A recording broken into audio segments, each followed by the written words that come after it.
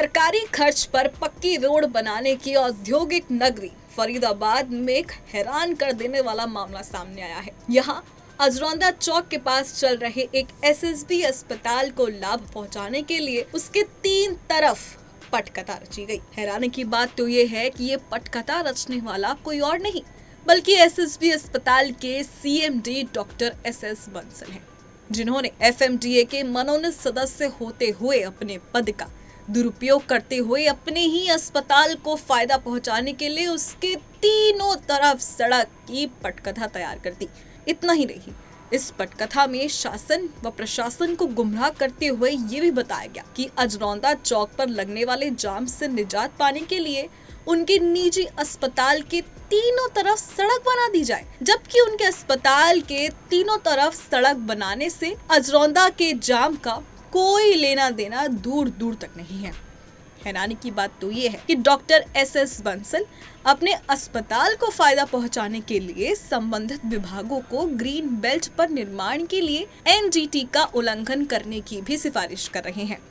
4 मई 2025 को सीएम कार्यालय को लिखे गए एक पत्र में डॉक्टर एसएस बंसल ने स्वयं को एफएमडीए का एक्सपर्ट सदस्य बताते हुए लिखा कि उनके अस्पताल के तीनों तरफ सड़क बना दी जाए।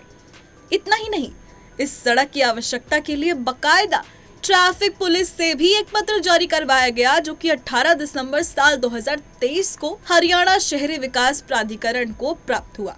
उक्त अस्पताल के तीनों तरफ सड़क निर्माण में केवल और केवल यदि किसी को फायदा है तो वो है उक्त अस्पताल को, क्योंकि वर्तमान में भी इस स्थान का प्रयोग अस्पताल में आने वाले लोग या कर्मचारी अवैध पार्किंग के रूप में कर रहे हैं।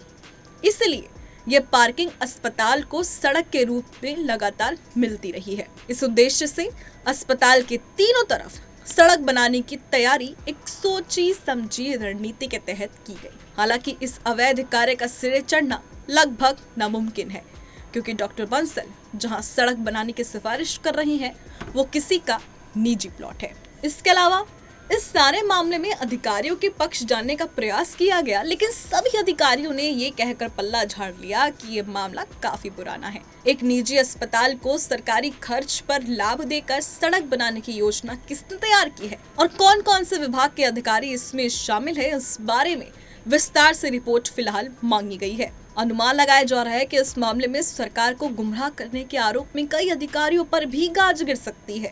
इसके अलावा सवाल तो कई सारे हैं, जैसे अजरौंदा चौक के ट्रैफिक से इस परियोजना को या इस योजना को क्यों जोड़ा गया, जबकि अजरौंदा चौक के ट्रैफिक का इस सड़क से कोई लेना देना नहीं है। इतना ही नहीं, जांच का विषय तो ये भी है कि कौन कौन से विभागों ने किस आधार पर या किसके कहने पर इस अवैध सड़क को लेकर अपनी रिपोर्ट बनाकर हरियाणा शहरी विकास प्राधिकरण को दी। फिलहाल सवाल बहुत सारे हैं, लेकिन वक्त रहते ही एक एक कर सभी परतें खुलने का अनुमान लगाया जा रहा है। फिलहाल अभी के लिए सिर्फ इतना ही, लेकिन देश और दुनिया की तमाम खबरों के लिए आप देखते रहें पंजाब केसरी.com।